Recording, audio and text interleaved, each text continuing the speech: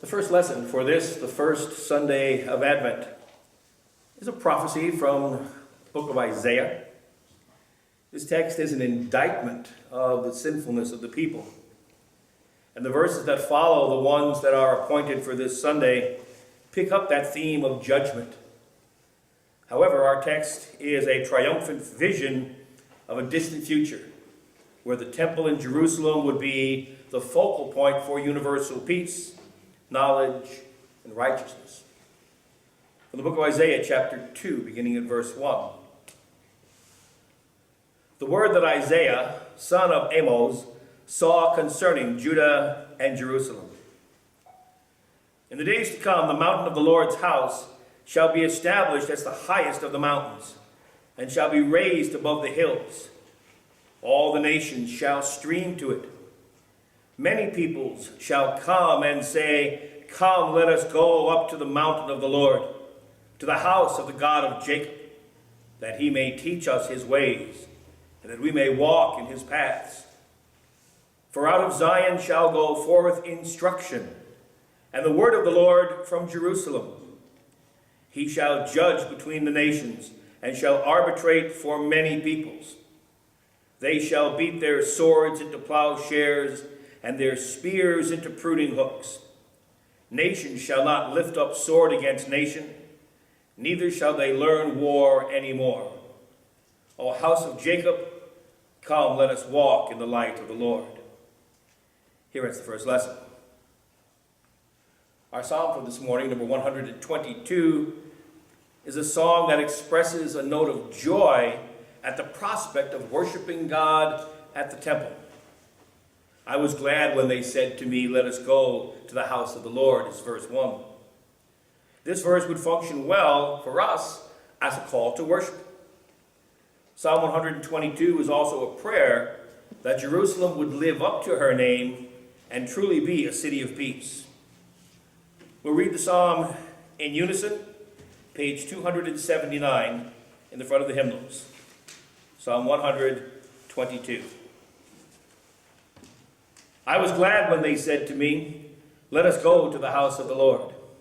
Now our feet are standing within your gates, O Jerusalem. Jerusalem is built as a city that is at unity with itself, to which the tribes go up, the tribes of the Lord, the assembly of Israel, to praise the name of the Lord. For there are thrones of judgment, the thrones of the house of David. Pray for the peace of Jerusalem. May they prosper who love you. Peace be within your walls and quietness within your towers. For my brethren and my companions' sake, I pray for your prosperity. Because of the house of the Lord our God, I will seek to do you good. From Paul's letter to the Romans, our text appears within a block of ethical teachings of Paul, and directly follows a discussion about how love is lived out in various relationships. Paul states that love is the fulfilling of the law. However, in our text, the ethical imperative receives added emphasis, and using the image of day and night, light and darkness, Paul reminds his readers that the return of Jesus is imminent. Therefore, believers should strip off the filthy works of darkness, such as drunkenness, debauchery, quarreling, and jealousy, and put on the Lord Jesus Christ. If we are so attired, we will be ready for Christ's second advent, whenever that may occur. From Paul's letter to the Romans, chapter 13, beginning at verse 11. Besides this, you know what time it is, how it is now the moment for you to wake from sleep. For salvation is nearer to us now than when we became believers. The night is far gone, the day is near. Let us then lay aside the works of darkness and put on the armor of light. Let us live honorably as in the day, not in reveling and drunkenness, not in debauchery and licentiousness, not in quarreling and jealousy. Instead, put on the Lord Jesus Christ, and make no provision for the flesh to gratify its desires. Here ends the second lesson. The text of our gospel appears in a block of last day material.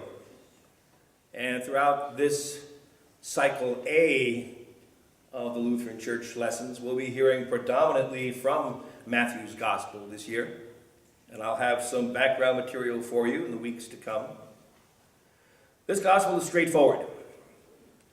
The disciples are to be ready for the return of Christ at the end of the age. The Son of Man will come suddenly and unexpectedly like a thief in the night. And so unexpectedly that not even Jesus himself knows when that will take place. We rise to the good news of the Gospel. This is the Gospel according to Matthew, the 24th chapter, beginning at the 36th verse. Glory to you, O Lord. Jesus said to his disciples, "But about that day and hour no one knows, neither the angels of heaven, nor the Son, but only the Father. For as the days of Noah were, so it will be the coming of the Son of Man. For as in those days before the flood, they were eating and drinking, marrying and giving in marriage, until the day Noah entered the ark. And they knew nothing until the flood came and swept them all away. So too will be the coming of the Son of Man. Then two will be in the field, one will be taken, and one will be left. Two women will be grinding meal together. One will be taken, and one will be left. Keep awake, therefore, for you do not know on what day your Lord is coming. But understand this, if the owner of the house had known in what part of the night the thief was coming, he would have stayed awake and would not have let his house be broken into. Therefore you also must be ready, for the Son of Man is coming at an unexpected hour." The Gospel of the Lord. Praise to you, Lord Jesus Christ. Please be seated.